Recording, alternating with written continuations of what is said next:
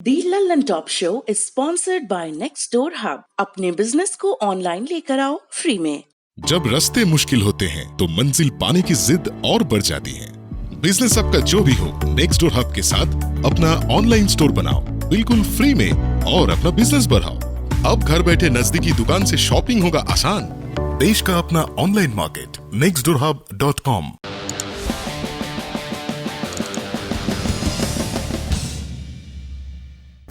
नमस्कार, सौरभ द्विवेदी नाम है हमारा और आप देखना शुरू कर चुके हैं दी लल्लन टॉप शो में आज विस्तार से बात करेंगे सबसे पहले तो भारत के पश्चिमी तट पर गुजरात और महाराष्ट्र के इलाकों में आ रहे चक्रवात की, उसके असर की। इसके अलावा बात करेंगे यूपी और राजस्थान की, जहां पर लाखों नौजवान परेशान हैं क्योंकि सरकारी नौकरियों में अजीब से हालात हैं। कहीं पर भर्ती नहीं हो रही, कहीं पर परीक्षा में गड़बड़ी और कहीं पर कोर्ट का सोंटा चल गया। लेकिन शो में सबसे पहले आज का वीडियो।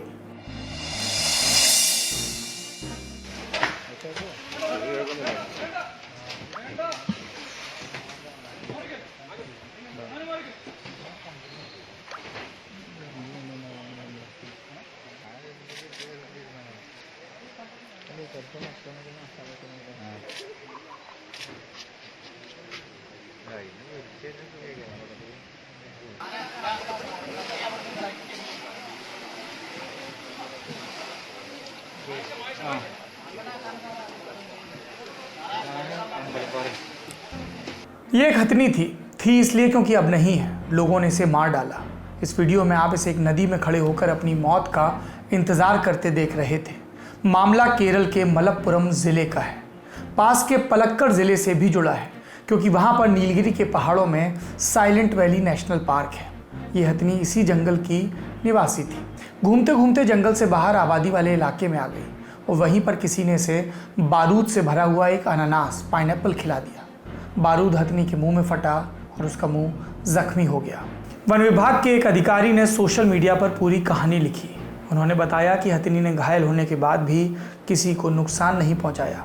गांव से दूर वेलियार नदी में जाकर खड़ी हो गई। मुंह जल रहा होगा, शायद इसीलिए पानी के स्रोत की तरफ गई। वन विभाग ने अपने अमले को 2 हाथियों के साथ भेजा, लेकिन हथनी अपनी सारी पीड़ा लिए पानी में ही खड़ी रही और फिर मर गई। पोस्टमार्टम हुआ तो पता चला वो गर्भवती थी। सोशल मीडिया पर हंगामा खड़ा होने के बाद इस मामले में अब अज्ञात लोगों के खिलाफ FIR दर्ज कर ली गई है। कानून अपना रास्ता लेगा, लेकिन हमारी भटकी हुई इंसानियत रास्ते पर कब आएगी? कभी हम देखते हैं कि कोई बुरी तरह से कुत्तों को मार रहा है, कभी किसी और जानवर के साथ हिंसा कर रहा है। कभी ये रुकेगा क्या? अब बढ़ते हैं सुर्खियों की तरफ। पहली सुर्खी आंकड़ों से जुड़ी। सबसे पहले कोरोना संक्रमण के देश में आंकड़े जान लेते हैं। कुल मामले हो गए हैं 2,07,615। जी, जैसा कल कहा था 2 लाख का आंकड़ा पार हो गया। ठीक हुए 1,03,03 और मौत का आंकड़ा 5,815। पिछले 24 घंटे की बात करें, टेस्ट हुए 1,37,158 और इससे नए मामले आए 8,909। ये अब तक एक दिन में सामने आया सबसे बड़ा आंकड़ा है। 8,909 नए मरीज। मौतें हुई पिछले 24 घंटे में 217 और ठीक हुए 4,767। दूसरी सुर्खी जम्मू कश्मीर से है। जम्मू कश्मीर के पुलवामा में आज सुरक्षा बलों और आतंकवादियों के बीच एक मुठभेड़ हुई, जिसमें जैश-ए-मोहम्मद से जुड़े 3 आतंकवादियों को मार गिराया गया। इनमें से एक जैश का ऑपरेशनल कमांडर अब्दुल रहमान और फौजी बाबा बताया जा रहा है। ये पाकिस्तान के मुल्तान का था। फौजी बाबा ने अफगान युद्ध में भी हिस्सा लिया था। उसे IED यानी कि जुगाड़ से बम बनाने में महारत हासिल थी। आपको ध्यान है, हमने बताया था कि 27 मई की रात को पुलवामा में सुरक्षा बलों ने एक कार बरामद की थी जिसमें 40 से 45 किलो तक विस्फोटक लदा था। तब एजेंसियों ने कहा था कि इस कार का इस्तेमाल 2019 की फरवरी में CRPF के काफिले पर जो हमला हुआ था, वैसी ही वारदात दोहराने के लिए होने वाला था। शक है कि इस IED को बनाने में फौजी बाबा की भूमिका थी। तकरीबन 1 महीने पहले हमारी सुरक्षा बलों ने जैश-ए-मोहम्मद के कमांडर रियाज नाइकू को एक एनकाउंटर में मार गिराया था।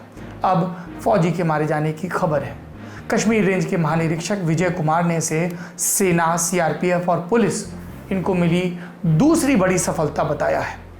तीसरी सुर्खी, कोरोना से लड़ाई के नाम पर बनाया गया PM केयर्स फंड विवादों में घिरा हुआ है। लोग पूछ रहे हैं कि हम जो पैसा दे रहे हैं वो कहाँ जा रहा है, उसका हिसाब किताब क्या है और ये फंड अलग से क्यों बनाया गया, ये सार्वजनिक निगरानी में क्यों नहीं है। पैसे और उसके खर्च के हिसाब के सवाल लेकर सरकार अब तक बचती आई। लेन देन की जानकारी सूचना के अधिकार के तहत मांगी गई, तब भी सरकार ने कहा कि ये फंड पब्लिक अथॉरिटी नहीं है। लेकिन जब हिसाब किताब को लेकर एक याचिका सुप्रीम कोर्ट में पहुंची तो कईयों को उम्मीद लगी, पर ये वहां पर भी खारिज हो गई। लेकिन अपडेट ये है कि बॉम्बे हाई कोर्ट की नागपुर बेंच ने इस मामले में वित्त, गृह और रक्षा मंत्रालय के प्रमुख सचिवों को नोटिस जारी कर दिया है। केंद्र सरकार को 2 हफ्तों में इस नोटिस का जवाब देना है। ये नोटिस अरविंद वाघमारे नाम के एक वकील की याचिका पर दिया गया। वाघमारे की मांग है कि सरकार लेन देन की जानकारी अपनी वेबसाइट पर जारी करे ताकि आम लोग इसे देख सकें। साथ ही इस लेन देन की जांच नियंत्रक एवं महालेखा परीक्षक यानी कि कैग से करवाई जाए। इस सुनवाई के दौरान सरकार की तरफ से additional solicitor general Anil Singh पेश हुए। उन्होंने फंड की जांच कराने का विरोध किया, साथ ही याचिका को खारिज करने की अपील भी की। उन्होंने कोर्ट को बताया कि अप्रैल में सुप्रीम कोर्ट ने इसी तरह की याचिका को खारिज कर दिया था, लेकिन अदालत ने इन तर्कों को खारिज करते हुए केंद्र को नोटिस जारी कर दिया। समझ में नहीं आता पारदर्शिता बरतने में समस्या क्या है। चौथी सुर्खी गुजरात से। यहाँ एक औद्योगिक हादसा हो गया जिसमें अब तक 5 मजदूरों के मारे जाने की खबर है। गुजरात के दहेज में यशस्वी रसायन प्राइवेट लिमिटेड नाम से चलने वाले केमिकल प्लांट में दोपहर को एक धमाका हुआ। इसके बाद फैक्ट्री के ऊपर काला धुआं देखा गया। प्लांट के तकरीबन 50 मजदूर जलने से घायल हैं। पुलिस ने मामले की जांच शुरू कर दी है। आसपास के गांवों को भी एहतियातन खाली करा लिया गया है। एक सुर्खी सोशल मीडिया से जुड़ी है। पिछले दिनों चीन के साथ तनाव का बदला सोशल मीडिया पर चीन के ऐप्स डिलीट करके लिया जा रहा था। इसके लिए एक ऐप भी आ गया था जिसका नाम था रिमूव चाइना ऐप्स। अब गूगल प्ले स्टोर ने इस ऐप को ही अपने यहाँ से रिमूव कर दिया। इसके अलावा टिकटॉक के भारतीय संस्करण टिकटॉक के तोड़ के तौर पर पेश किए जा रहे मित्रों ऐप को भी प्ले स्टोर से हटा दिया गया है। जो तकनीकी मामलों के जानकार हैं उनका कहना है कि ये दोनों ऐप बहुत सारे मानकों पर खरे नहीं उतरते थे, सुरक्षा और ऑथेंटिसिटी से जुड़े, इसलिए ये कार्रवाई की गई है।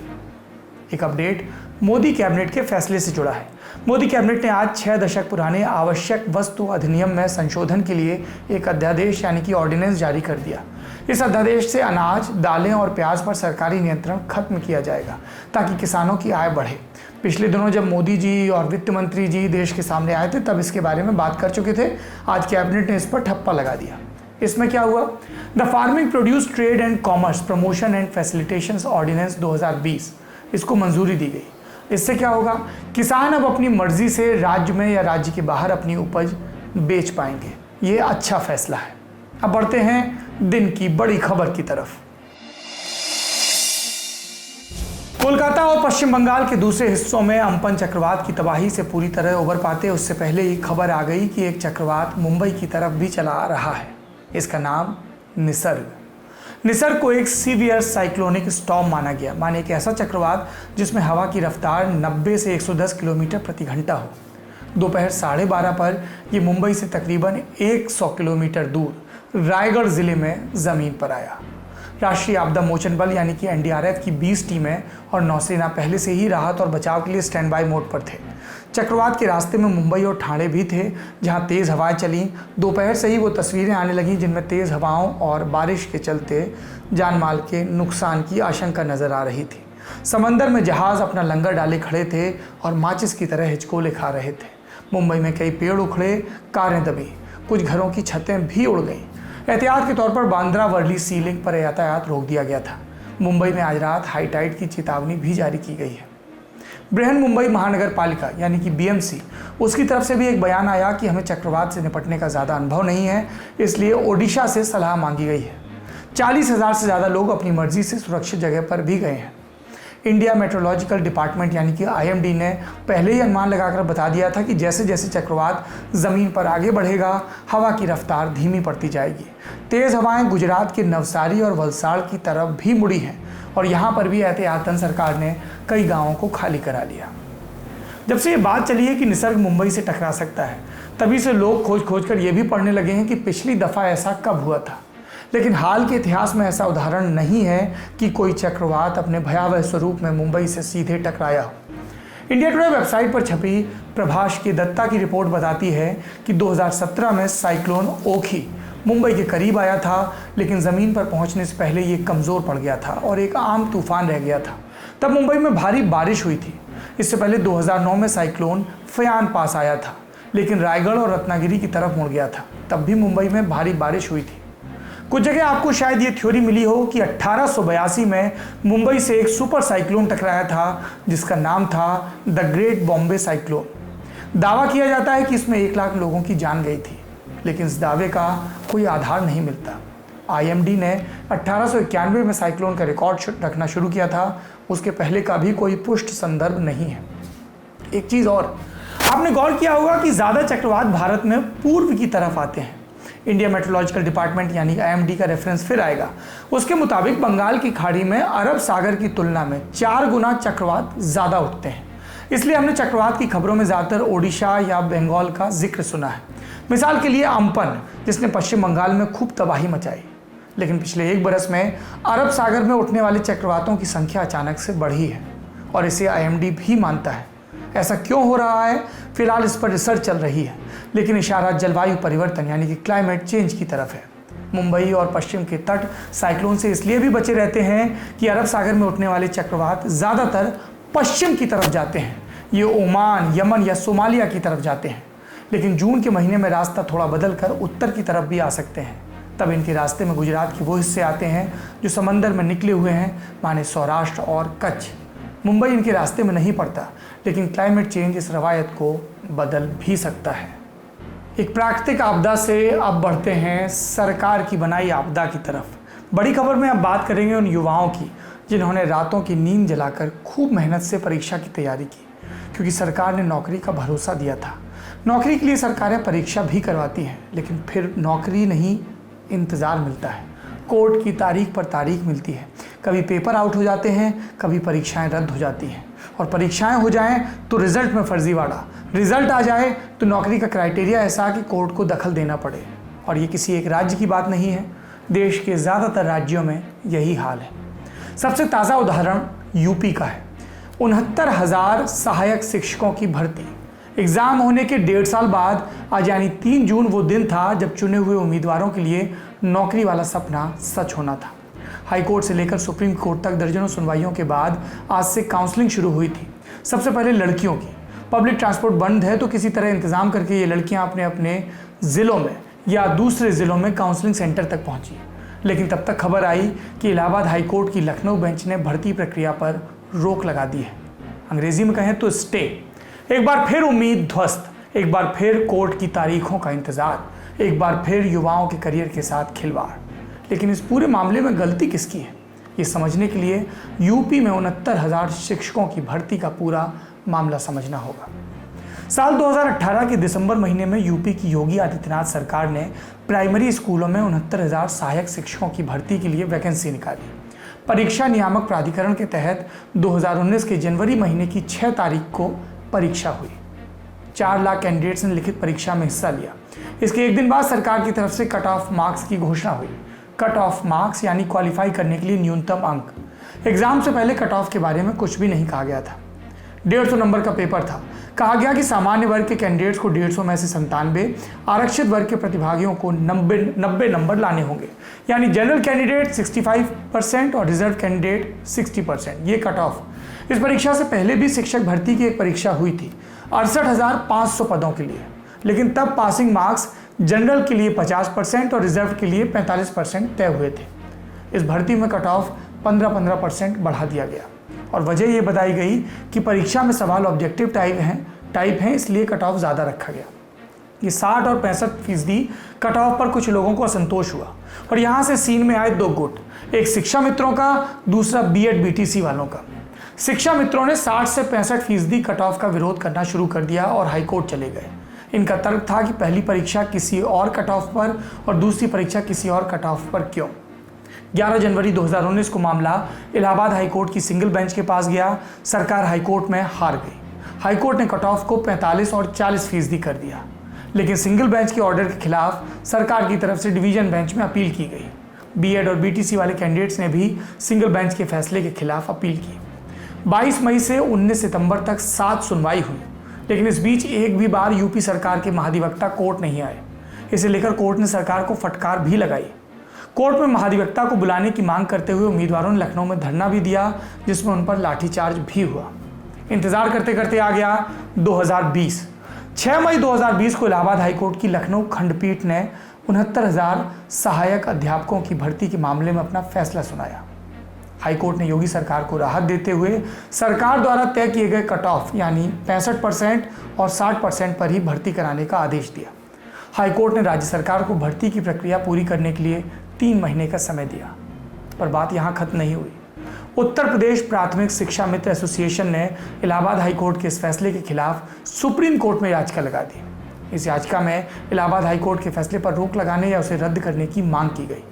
हाईकोर्ट के फैसले से असंतुष्ट कई अन्य शिक्षा मित्रों ने भी व्यक्तिगत तौर पर सुप्रीम कोर्ट में याचिका डाली, लेकिन सुप्रीम कोर्ट ने हाईकोर्ट के फैसले पर रोक नहीं लगाई।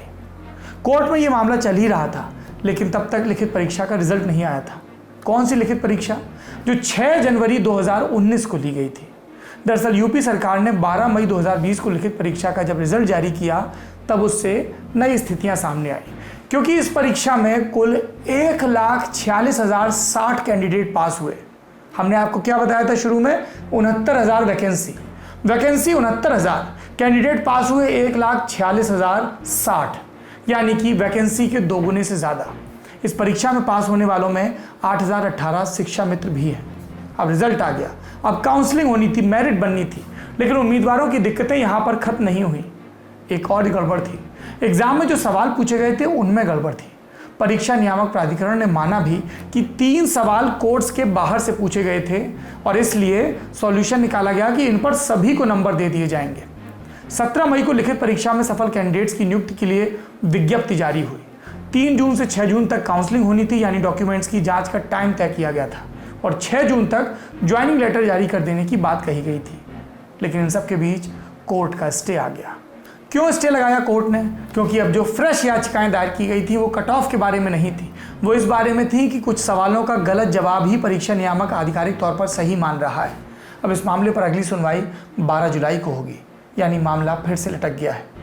इस पूरे प्रकरण पर आइए सुनते हैं उत्तर प्रदेश के शिक्षा मंत्री सतीश द्विवेदी को। न्यायालय में उसको लेकर के वास्तव में क्या निर्णय दिया है, विभाग को क्या निर्देश दिया है, अभी आदेश की कॉपी हमको प्राप्त नहीं हुई है। आदेश की कॉपी आएगी तो उसका अध्ययन करने के बाद जैसा माननीय न्यायालय का आदेश होगा उस अनुरूप आगे निर्णय लेंगे। आप समझिए, आप उत्तर प्रदेश की योगी सरकार के संकल्प को और उत्तर प्रदेश में एक तरफ शिक्षा क्षेत्र की स्कूलों की बेहतरी, उनको योग्य अध्यापक देने की मंशा, और दूसरी तरफ इस लॉकडाउन के दौरान भी उत्तर प्रदेश के 69,000 नौजवानों को रोजगार मिल सके, इसको लेकर के योगी सरकार का दृढ़ निश्चय, संकल्प और उनकी नीयत देखिए आप।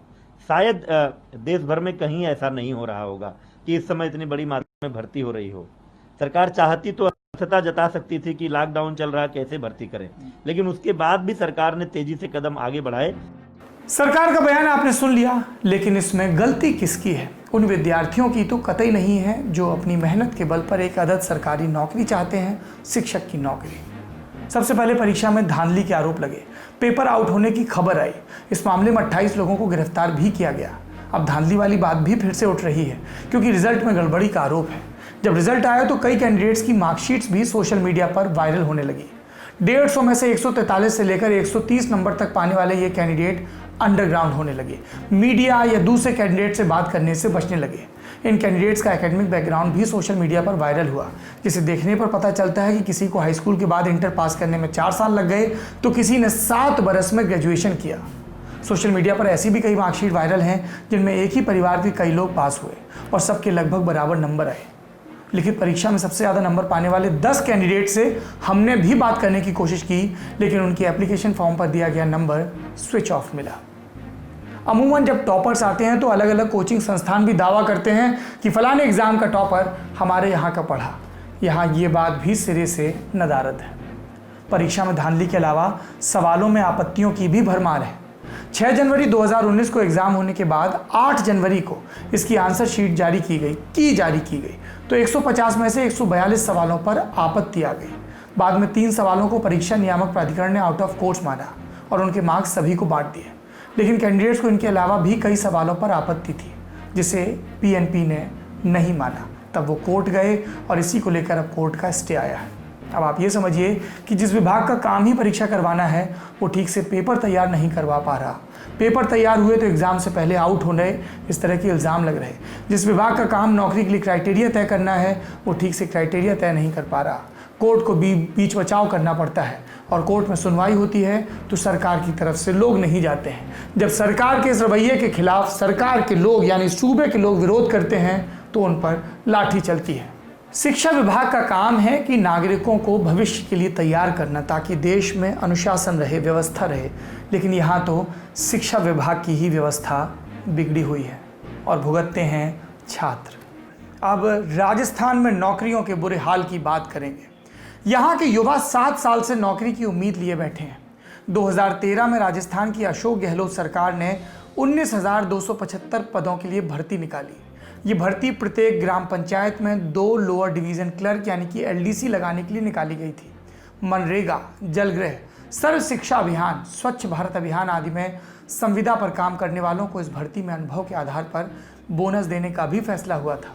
भर्ती पूरी हुई और 7,755 अभ्यर्थियों को ज्वाइनिंग भी मिल गई। इस बीच कुछ अभ्यर्थी यानी कि कुछ कैंडिडेट्स बोनस अंकों के खिलाफ हाईकोर्ट चले गए। हाईकोर्ट ने 15 जुलाई 2013 को भर्ती प्रक्रिया पर रोक लगा दी।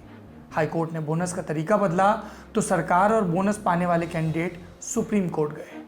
29 नवंबर 2016 को सुप्रीम कोर्ट ने हाईकोर्ट के फैसले को सही ठहराया। सुप्रीम कोर्ट के फैसले के बाद कैंडिडेट फिर से हाईकोर्ट गए और सभी पदों पर नियुक्ति की मांग की। सरकार ने 15 जुलाई 2017 तक शेष पदों पर नियुक्ति देने की बात कही, लेकिन ऐसा हुआ नहीं। मात्र 1600 और लोगों को नियुक्ति मिली, वो भी कोर्ट के आदेश पर। 2018 में फिर से अशोक गहलोत सत्ता में आए तो बाकी के अभ्यर्थियों को नियुक्ति देने का वादा किया। जब हम चुनाव में घूम रहे थे तब इस पर खूब बात की थी नौजवानों ने। 1 मार्च 2019 का दिन आता है, फिर सोशल मीडिया पर इसे लेकर गहलोत की एक पोस्ट भी आती है। लेकिन फिर क्या आता है? लोकसभा चुनाव, और उसके बाद से 1 साल निकल गया। बाकी 10,029 अभ्यर्थी चयनित होने के बावजूद 7 साल से ज्वाइनिंग का इंतजार कर रहे हैं। और ऐसी गलतियां क्या सिर्फ राज्य सरकार के स्तर पर हो रही हैं? नहीं, रेलवे भर्ती का मामला तो और भी निराला है। 5 फरवरी 2018 को भारतीय रेल की तरफ से एक वैकेंसी निकाली गई। भर्तियों की कुल संख्या 26,502। इस भर्ती में 17,673 असिस्टेंट लोको पायलट और 8,829 पद टेक्नीशियन के थे। सितंबर 2018 में एक और नोटिफिकेशन निकाला गया और पदों की संख्या को बढ़ाकर 64,371 कर दिया गया। ये 2019 के लोकसभा चुनाव से पहले की बात है। रेलवे में भर्ती के लिए रेलवे रिक्रूटमेंट बोर्ड यानी कि RRB बनाए गए हैं। देश भर में कुल 21 RRB हैं। RRB अपने अपने जोन में खाली पदों के हिसाब से वैकेंसी निकालते हैं, परीक्षा कराते हैं और फिर सफल कैंडिडेट को जोनल हेडक्वार्टर के हवाले कर देते हैं। भारतीय रेलवे में कुल 17 जोन और 73 डिवीज़न हैं। इस वैकेंसी में RRB गोरखपुर ने नॉर्थ ईस्ट रेलवे के लिए 1,681 असिस्टेंट लोको पायलट की वैकेंसी जारी की। ये वैकेंसी पूरी हुई, सिलेक्टेड कैंडिडेट्स की लिस्ट जारी हुई। अगस्त 2019 में 1,377 सफल कैंडिडेट का पहला पैनल भी जारी हुआ। 16 सितंबर 2019 को इनमें से 1,099 कैंडिडेट को डिवीज़न अलॉट किया गया। पैनल में बचे कितने? 278 कैंडिडेट। उन्होंने विरोध करना शुरू किया। उनका इल्ज़ाम था कि जिन 1,099 कैंडिडेट को डिवीज़न अलॉट हुआ उनमें से 300 कैंडिडेट के नंबर काफ़ी कम हैं, जबकि ज़्यादा नंबर वाले कैंडिडेट का नाम लिस्ट में नहीं आया। विरोध कर रहे कैंडिडेट्स खाली पदों के आधार पर मेरिट बनाने की मांग करने लगे। सितंबर 2019 से जनवरी 2020 आ गया, लेकिन रेलवे ने कोई फैसला नहीं लिया। कैंडिडेट्स ने फिर विरोध शुरू किया तो नॉर्थ ईस्ट रेलवे गोरखपुर की ओर से एक नोटिस जारी किया गया। कहा कि पूर्वोत्तर रेलवे गोरखपुर के पास मात्र 865 वैकेंसी हैं। कार्मिक विभाग और उनसे संबंधित मंडल के कुछ अधिकारियों की लापरवाही के चलते 2018 में जो भर्तियां निकली थी सहायक लोको पायलट की, वो थी तो 865, लेकिन हमने प्रकाशित कर दिया 1,681। अब आप समझिए खेल। कह रहे हैं कि 865 वैकेंसी थी, लेकिन हमने पब्लिश कर दिया 1,681। पब्लिश कर दिया, 3 परीक्षाएं हो गई, मेडिकल हो गया, डॉक्यूमेंट वेरिफिकेशन हो गया, और अब जब भर्ती की सब प्रक्रिया पूरी हो गई तब रेलवे कह रहा है गलती से इतनी सीटों के लिए वैकेंसी निकाल दी थी, हमारे पास तो इतनी सीटों के लिए वैकेंसी है ही नहीं। ये हाल है हमारी संस्थाओं का, जिनके जिम्मे युवाओं को नौकरियां देने का जिम्मा है। पहले नौकरियां निकालते हैं, फिर कहते हैं हमारे पास तो इतने खाली पद ही नहीं हैं, गलती हो गई। ये हाल है उस देश का जहां 1/3 नौकरियां संकट में हैं। नौकरियां सिर्फ पैसे नहीं देती, वो एक आधार होती हैं जिस पर एक युवा अपनी पूरी ज़िंदगी की इमारत खड़ी करता है। सरकारें नौकरियां पैदा नहीं कर सकती, ऐसा दबी ज़बान में नेता कहते हैं, लेकिन जो नौकरियां हैं उन्हें तो कायदे से कंडक्ट करवा लो एग्ज़ाम, उनमें तो कायदे से नियुक्तियां दे दो। ये स्टूडेंट्स पढ़ाई करें या प्रदर्शन करें या कोर्ट कचहरी के चक्कर काटें या ट्विटर पर ट्रेंड बनाने में लगे रहें। ये सवाल आपको पूछना चाहिए, क्योंकि ये जो लड़के और लड़कियां ये सब कर रहे हैं ये किसी दूसरे ग्रह से नहीं आए हैं, ये हमारे और आपके घरों के बच्चे हैं। लल्लन टॉप शो में अब विदा लेते हैं, वक्त आ गया है, लेकिन जाने से पहले आपको जॉर्ज फ्लॉयड, जिन्हें लेकर अमेरिका में ज़बरदस्त प्रदर्शन हो रहा है, उसी घटना की तर्ज पर बिहार से ताल्लुक़ रखने वाले कवि मदन कश्यप की एक कविता सुनाते हैं, जिसका शीर्षक है मैं सांस नहीं ले पा रहा। यदि आपको पूरा संदर्भ समझना है तो आप इस एपिसोड के डिस्क्रिप्शन में जाएं और दुनियादारी का वो एपिसोड देखें जिसमें हमने जॉर्ज फ्लॉयड की पूरी कहानी और उस वाक्य के बारे में बताया था, आई कांट ब्रीथ। कविता सुनिए। वह न रोया न गिड़गिड़ाया, न दया की भीख मांगी, बस एक सच को, अपने समय और समाज के सत्य को तथ्य की तरह रखा। सांस टूटने के पहले की आखिरी आवाज थी, मैं सांस नहीं ले पा रहा हूं।